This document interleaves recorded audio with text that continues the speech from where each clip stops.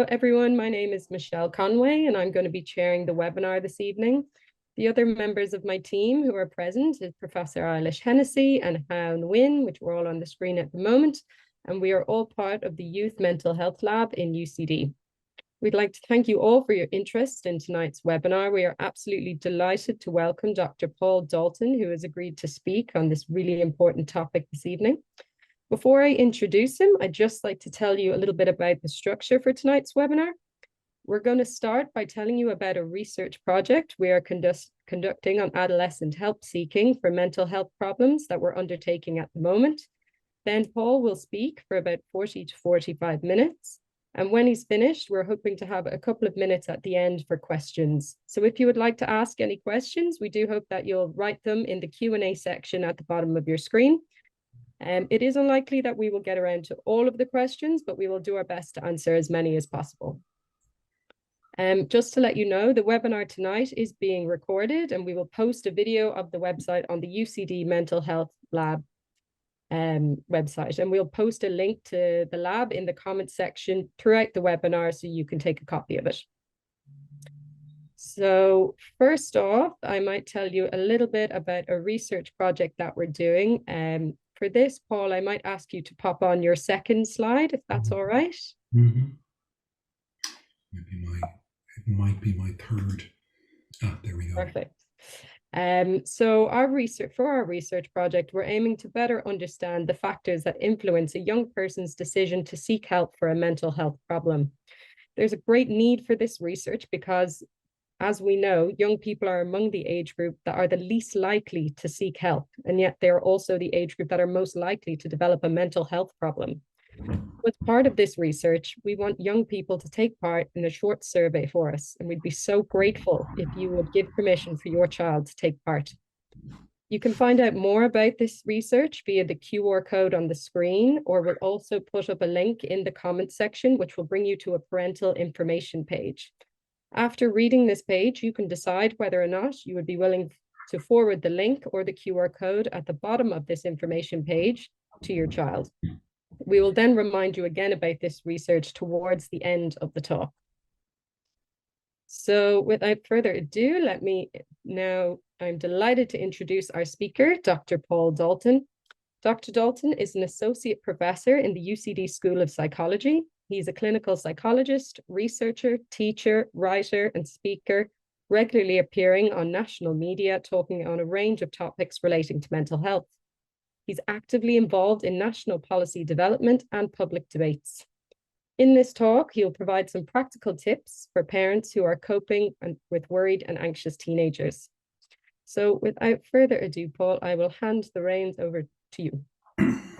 Terrific. Thank you very much. And thank you for the kind invitation to speak. I'm delighted to. But full disclosure, as I begin, I'm not a parent. I do, however, know a fair bit, or at least a little bit, about anxiety, about emotions, and how emotions get in the way of sleep and living a relatively meaningful life. I worked for 18 years in cancer care in St. Vincent's, and saw a lot of anxiety, a lot of worry, naturally in that setting, but also know that from a personal level as well. So that's what I'm going to speak from tonight.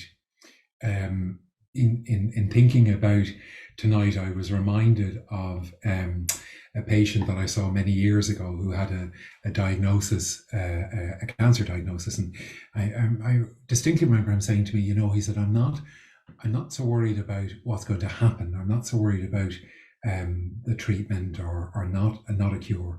And I said, well, what are you worried about, or what's your concern? And he said, he said, I had a great life, but I just wasn't there for it. I had a great life, but I just wasn't there for it. A man, a parent of 3 or 4 children, So when thinking and talking about the title of tonight's talk, Tired but Wired, I think it's wrapped up in that idea or that sense or experience that many of us have of living a relatively good life, but often finding ourselves not being present, not being there, life slipping by, and maybe at a little more intense level, the tired but wired, not my term, but one that I came across, and it really struck with me. And I think most of us will have the experience of getting towards the middle of the week or the end of the week, or maybe to Monday, and getting into bed exhausted, really tired, but wired. These minds of ours, having a life of their own, and really that tired but wired phenomenon in so many ways, I think, is just connected to our, maybe almost our addiction, our compulsion to run and to keep going. But of course, that's not just our fault. We're under enormous pressure externally. And I think this is particularly true for the sandwiched generation of people who maybe are listening tonight, people who are caring for children and caring for parents. And I've said this before, we are among the first generation where if there are two partners in a family, where both are having to work, and sometimes work full time, as well as all of the care on both sides of the sandwich. And I've said this before, and sometimes get into trouble for it. But I think it's really important to point out that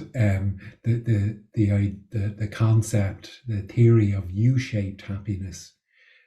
So happiness researchers have looked at happiness across many parts of the world and identified what they termed U-shaped happiness. So when we begin in life, our happiness is, well, all going well, is high, and it drops to the bottom of the U.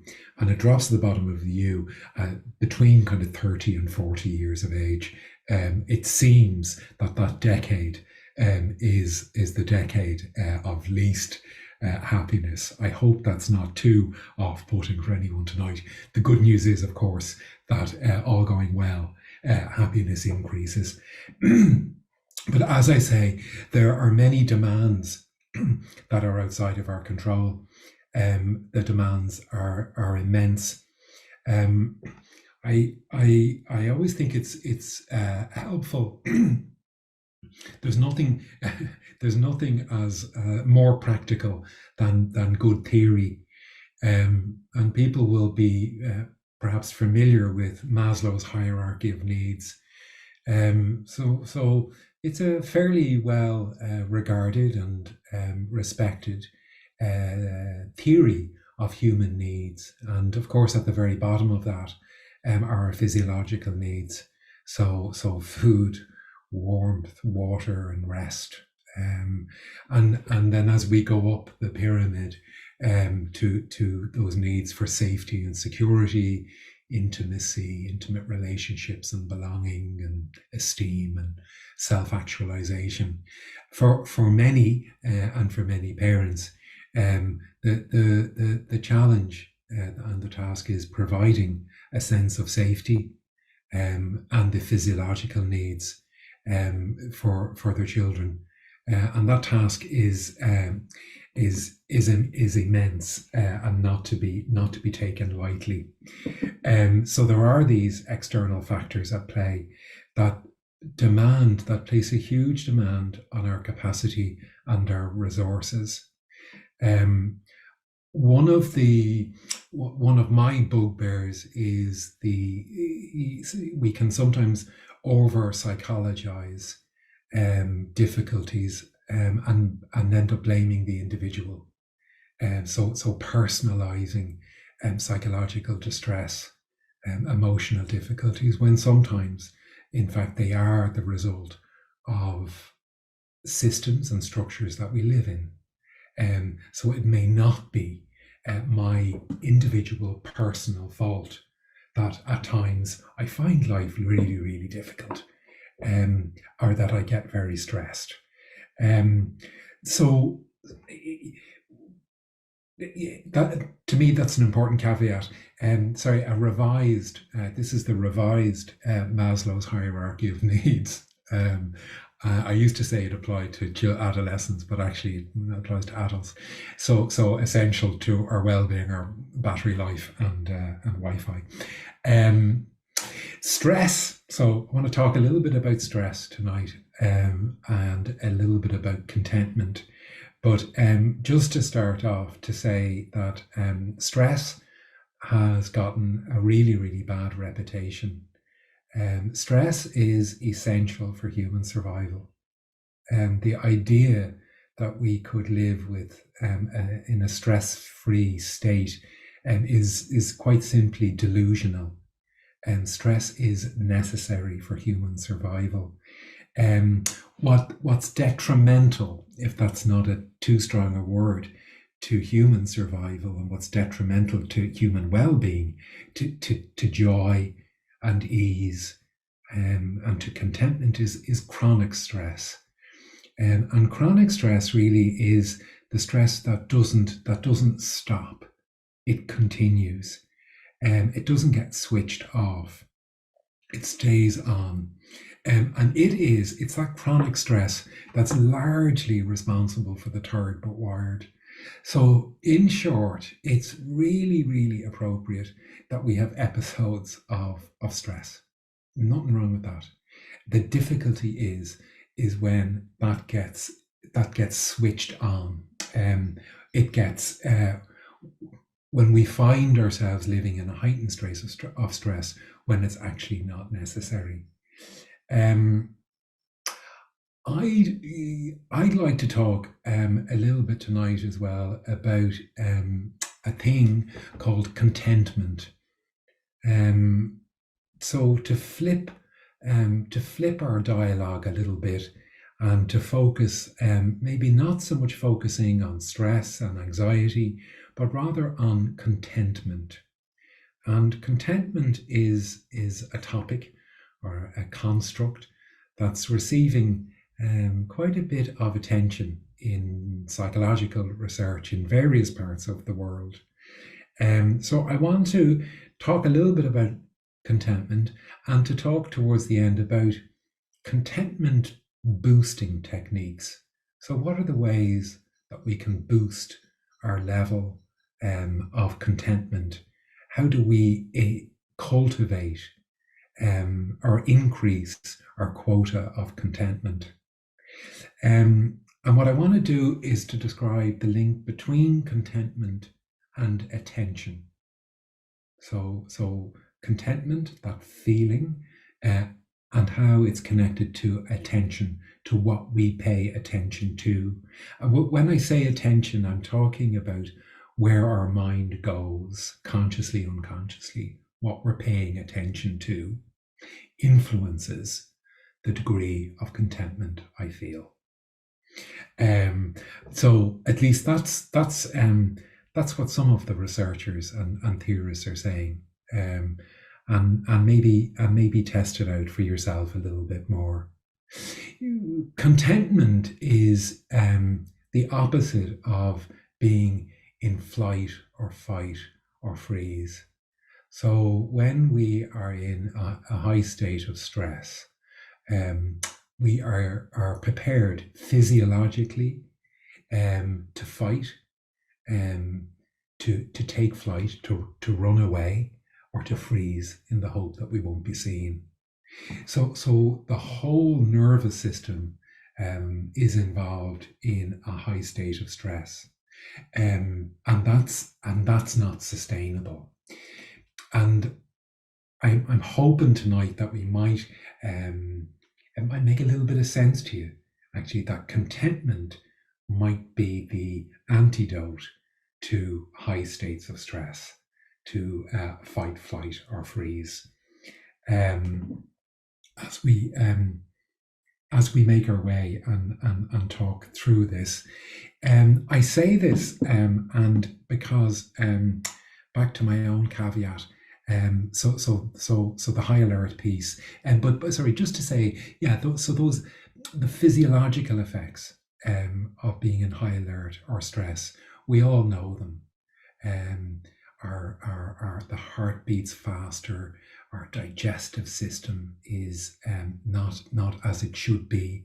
Our muscles are tense. You might even notice now how the muscles are in your shoulders, or the muscles in your jaw. You can be over clenched. You might even notice the rate of breathing, how shallow or how deep.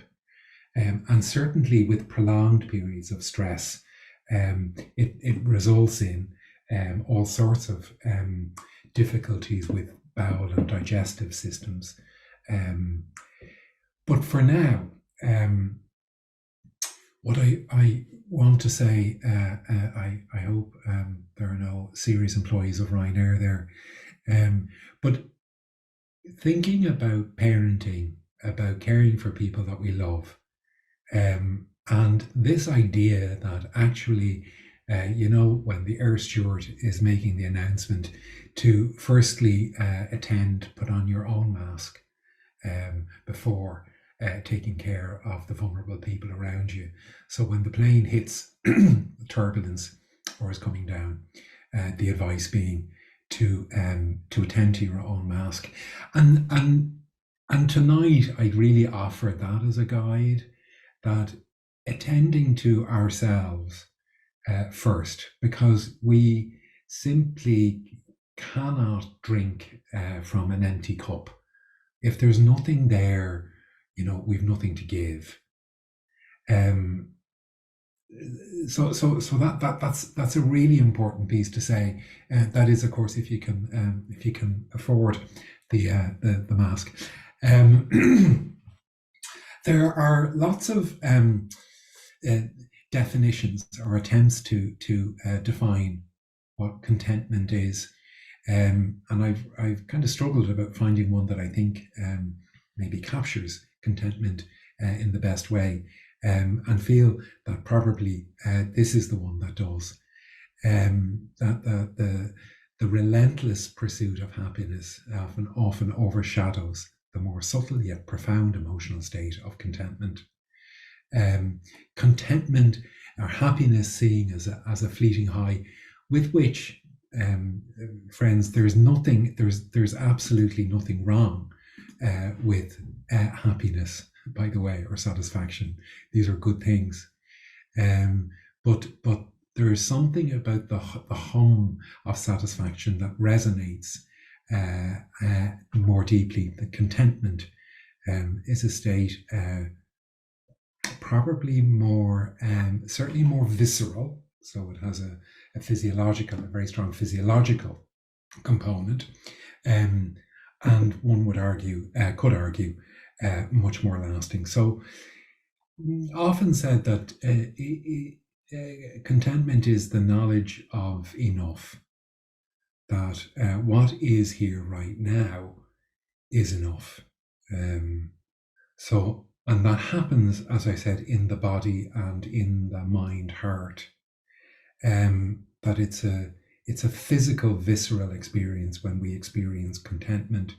And as I said, it's more than happiness.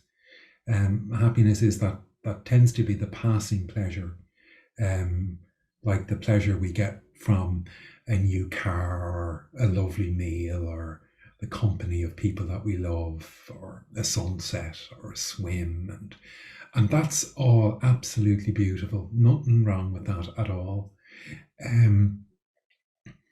But the challenge is that those experiences tend to be transitory. And it's argued that cultivating contentment tends to be less transitory. So it tends to be a little more available. And the early research is drawing quite a link between contentment and resilience. Resilience being our capacity to get back up.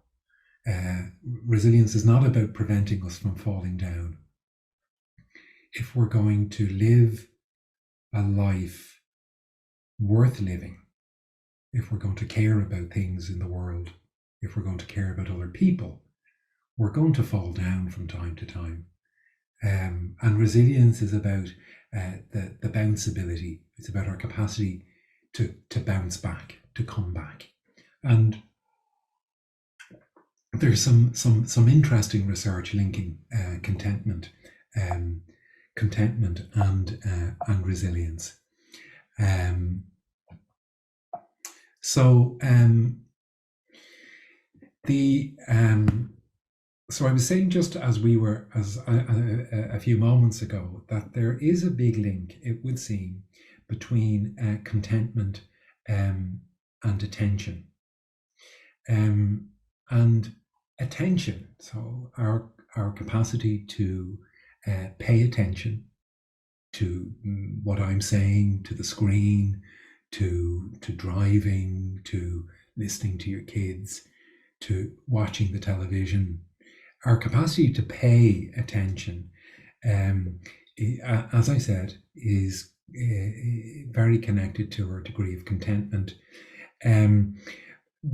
Our attention has been described as the new gold. So if there's a gold rush or a new gold rush, that gold rush is for our attention.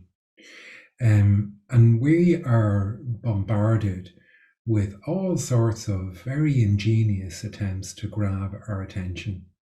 The most sophisticated technology is being used to grab our attention, and to get us to consume. I think it's fair enough to say that when the attention grabbing that we're exposed to is generally about getting us to consume. When we are discontented, we consume. We consume food, booze, social media, clothes, gadgets. We are being fed very often a narrative of not enough. That where I am, who I am, what's happening right now is not enough. And I think for a lot of us, we will know the feeling of disquiet or discontentment that scrolling can do for us. My guilty pleasure is Pinterest, and Pinterest can bring me a lot of joy for maybe minutes, but very soon it begins to deplete. So it's drawing my attention, and very often the underlying message is that I'm not enough. So promoting a sense of discontentment. Contentment is revered in many cultures throughout the world as one of the highest human states. There's a researcher, Carvado, and he's looked at this across many continents and many parts of the world, and seems to have located in many peoples around the world a regard for the state of contentment that often seen as the most highly enlightened, highly aspired to state for a human being. And I think, and I've thought this before, that, remembering or recalling people in our lives that we like to be around, perhaps older people in our lives who are with us or who are deceased, very often those that we choose and like and enjoy being around are those with a sense of ease and contentment. We're rarely drawn to the discontented, the disquieted. We're often more drawn to people who have a degree of contentment and ease. It's also really important then just to connect a little bit. So when I talk about attention and what we pay attention to and the connection with contentment, I think it's this well-known, apparently, golf player, who says that, well, the more I practice, the luckier I get.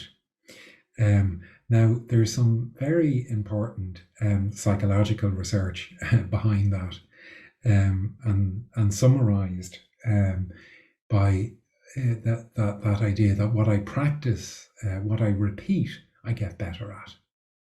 So if I am repeating, giving my attention to having a very split attention, if I am repeating certain internal narratives or conversations about myself, or certain ways of looking at the world, that's what I get better at. So, and the opposite is true too, that if I repeat practices where I acknowledge and know and move up close to a sense of contentment, I get better at that too. One of the, to my mind at least, really important contributions, clinically, most definitely, from Western psychology over the last number of years has been this idea of the negativity bias. So in short, this concept that we have a bias, a neurological brain bias towards negative events and information. It's sometimes said, I think Ross Harris has said, that our brains are like Velcro for the bad and Teflon for the good. So we as a species have a very well developed capacity in our brains to hold on to Velcro to negative experiences. And it would seem we have a lot of us have a very poorly developed capacity in the brain to hold on to the good experiences, the moments of ease and joy and success and well-being.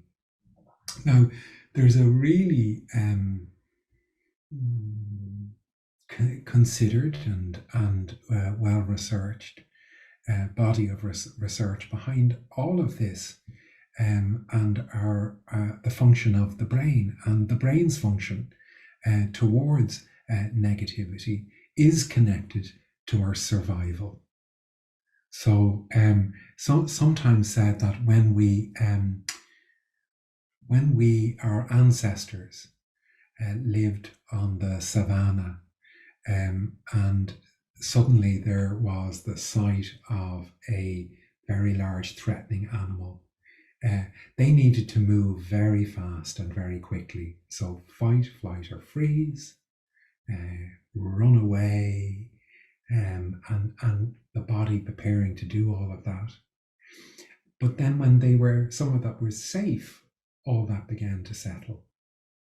So we now live in bodies that have evolved over many millions of years, and indeed a human brain, depending on what you read, the human brain that we now, the hardware and software that we carry around with us, evolving over, some would say, close to 4 million years. So when it comes to tired and wired, when it comes to stress and anxiety and these racing minds of ours, it's really, really, really important to say that it's not our fault. We've inherited tricky hardware and tricky software in these brains that have been evolving for many, many years. One aspect or one part of that is the negativity bias, that we are on the lookout for what's wrong, what could go wrong, how will I be found out, what's going to happen next, the yes but then, and jumping ahead of myself a little bit, these are not, this capacity of the human mind to jump to the future, to focus on the negative, is not new. In ancient Buddhist philosophy or psychology, 2,500 years ago, there's a word that I love in Pali, and the word is papancha. I think it's a lovely word. And papancha basically is what we call rumination. The mind doing, it goes from one thing to the next, to the next, to the next, to the next, to the next. So 2,500 years ago, the Buddha was saying, actually, that's called papancha. And it'll drive you crazy. One way to manage and to cultivate a different way of being is to get to know our attention and where our attention goes. Because very often, our attention is unconscious. It's gone before we even know it. So a lot of the trials behind mindfulness-based interventions, almost, one of the first big randomized controlled trials, at its heart was the idea of preventing relapse from depression by increasing awareness. So the cognitive, the papancha, that goes on when then we find ourselves, at the bottom, the downward spiral, depressed, and or the upward spiral, and hugely anxious and having full-blown panic. To do wonderful research, a complete injustice, the mindfulness research said, well, actually, if we can increase the level of awareness, then we don't find ourselves spiraling out of control, or we don't find ourselves necessarily spiraling down into full depressive state. And that is connected, and where the negativity bias is alive and well, or the Velcro for the bad and the Teflon for the good. So, as I said, there is an evolved human brain that is our inheritance. It's not our fault. We didn't design this. These brains are full of glitches, and our job as trying to be decent human beings is to try and manage these brains. And this is how I understand it, because I've a very basic understanding of it. But we have a very ancient brain, the kind of reptilian brain, right here at the top of the spine, right buried right in the head here, the old brain. And that's where emotions and behavior and relationship syncing and flight, fright, or freeze happens in this ancient part of the brain. And then in the more recently developed part of the brain, over thousands and thousands of years, is the front of the brain, the frontal cortex in particular, where our imagination and planning and our capacity to write poetry, our capacity to invent drugs and to paint and to do beautiful things in the world happens. So old and new brain, often described, or at least this is how I think about it. And when I teach the undergrads in UCD, I often say, the old brain is the weekend brain. It's the brain that wants to sleep and drink and have sex and do all those kind of fun things. The new brain is the kind of Monday to Friday, if you're lucky. But what happens for us is we're living with an old and a new brain, and there's a conflict. And that conflict, as I said, is not of our making. There's a researcher and writer in the field, if you're interested in this area, a guy called Paul Gilbert and a team in the UK, wrote a very beautiful book. One of those books I think I wish I could write, or called The Compassionate Mind. And Paul really sets out the science behind a lot of what I've just tried to explain over the last 20 minutes in a very accessible way. So if it's something you're interested in, please do check him out. And again, to summarize his research, so he talks about the wandering mind as an unhappy mind. So through lots of really innovative research, they, thousands of people monitor their wandering mind during the day at a prompt. So they'd kind of go, oh, my mind is 7 out of 10 wandering, and my happiness or contentment level is 2 or 3.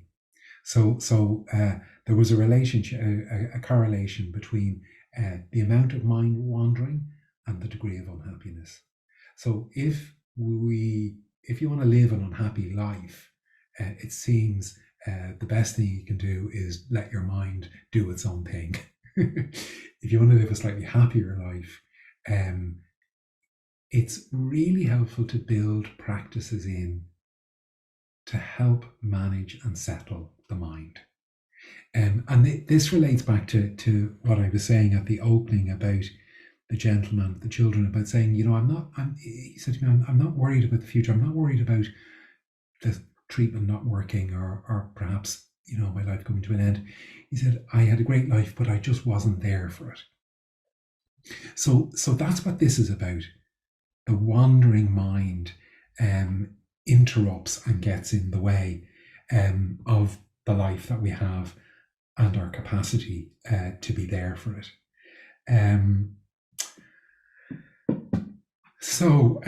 Just keep an eye on the time, it's 7:45. We can be brave and afraid at exactly the same time, all day, every day. So often there is an assumption that bravery and fear are opposites, or we need to experience them as opposite things. And that is simply not the case. Our emotional lives don't respect categories. So when I slow down, I might actually notice that I can feel afraid and I can feel brave. They're not, our emotional life is much more fluid and much more fluid than we might like to think that it is. So when we begin to experience a degree of contentment,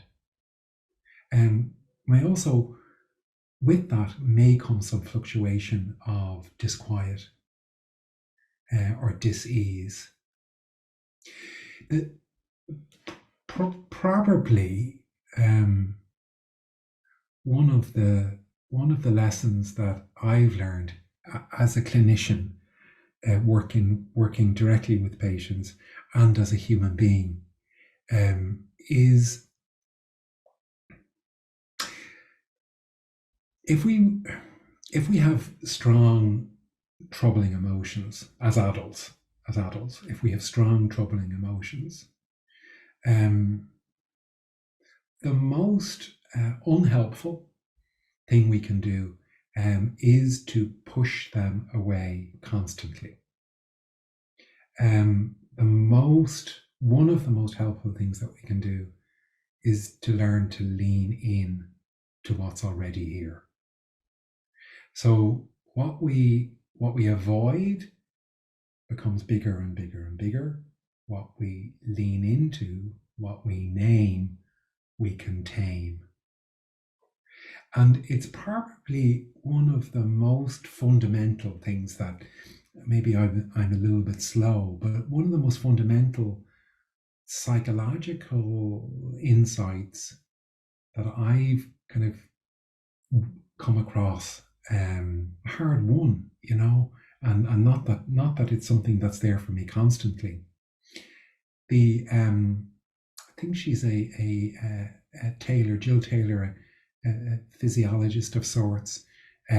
She's a very interesting piece on YouTube, and basically her hypothesis, or what I should say, her experience, is that an emotion, when we don't push it away, or we don't criticize it, or we don't get into the blame game, an emotion lasts about 90 seconds. If you want to make an emotion last forever or for an hour, start adding to it commentary, judgment, should, shouldn't, evaluation. And that fuels the emotion. So if we don't go after an emotion with all sorts of commentary, sometimes that's unconscious. It should have about a 90-second shelf life. And she's a very nice piece on YouTube where she describes that happening. I'm going to have to move quickly now. I'm sorry. Who can argue with Einstein? But we're not going to solve our emotional. We're not going to solve any problem. We're not going to solve global problems. We're certainly not going to solve emotional problems with the same kind of thinking that created them. So if anxiety, stress, tired and worried is a feature of your life, it's going to call for some different kind of thinking. And my contention is by developing contentment. This is not, by the way, anything to do with positive thinking or that other dreadful thing about manifesting.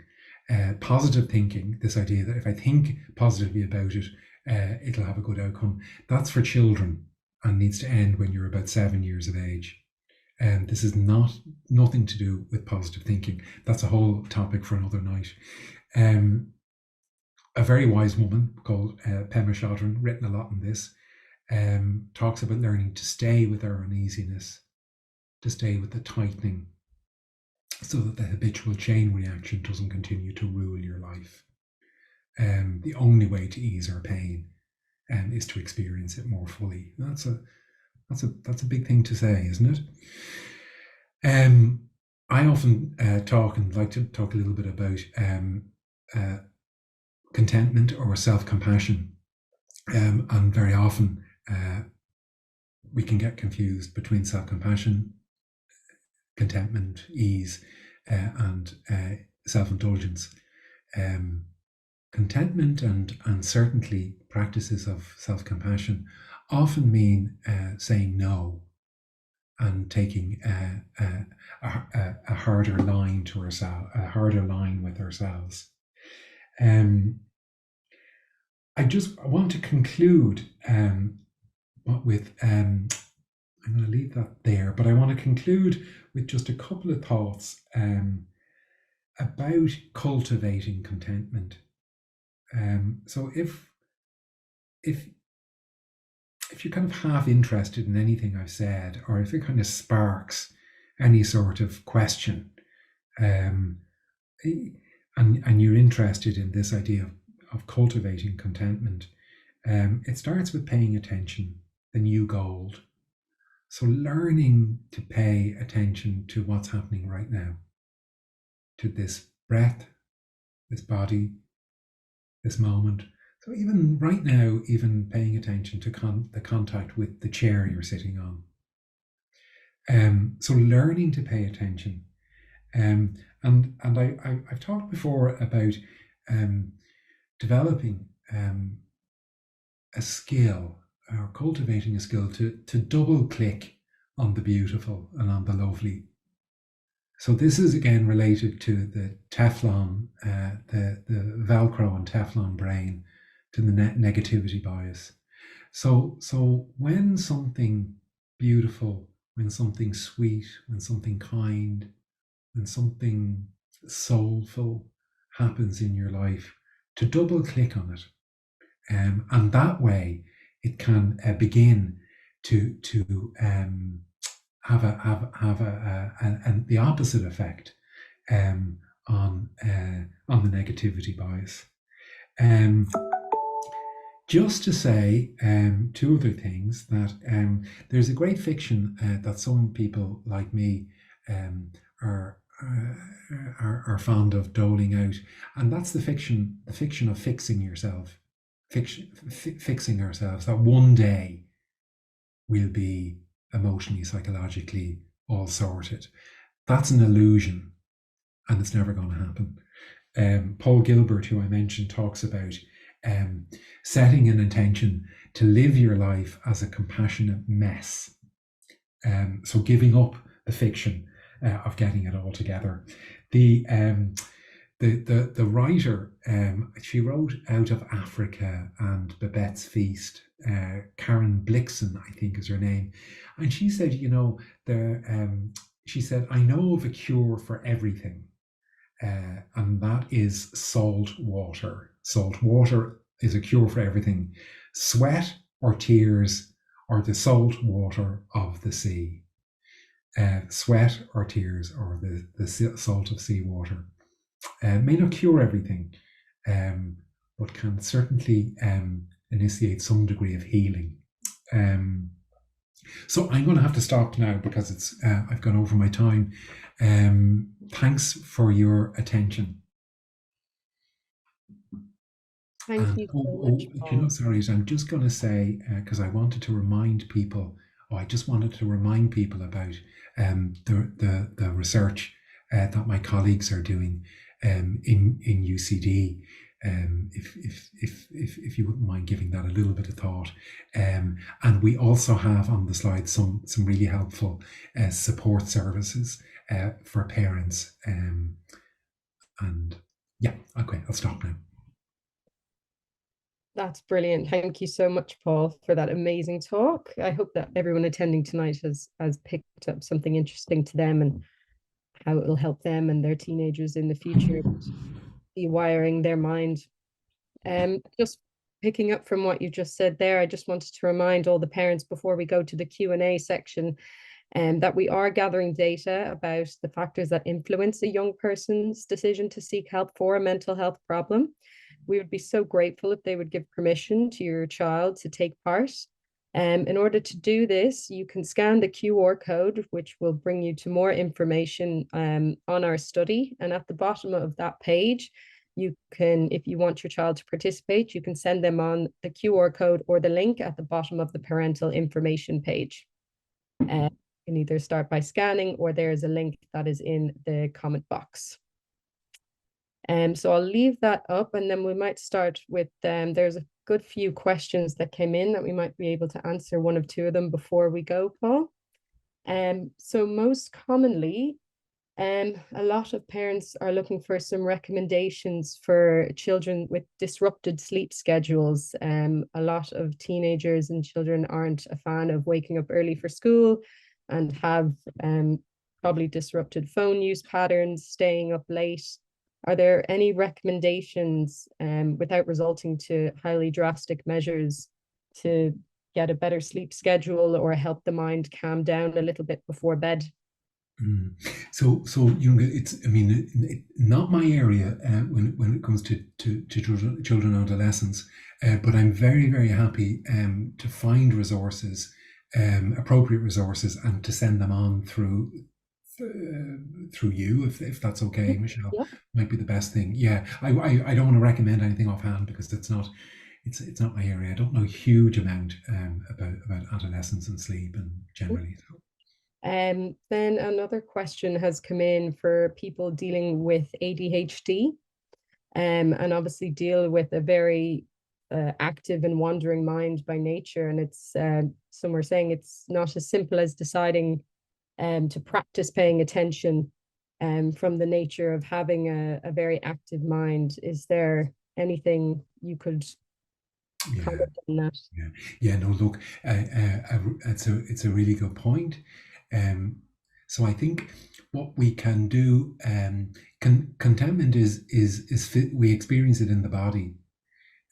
So if the nature of our minds is to be very busy and very distracted, really honing in on activities that result in a physical calmness can be really, really important. So in actual fact, kind of starting with the body is often much more helpful than trying to start with the mind. And some of those things, very basic things like caffeine intake. That if our caffeine intake is high, for example, you got to reduce it by half at least. So the thing about contentment is it's visceral and how bodyful it is. So placing the focus on the body maybe rather than on the busy mind, and seeing what impact that might have.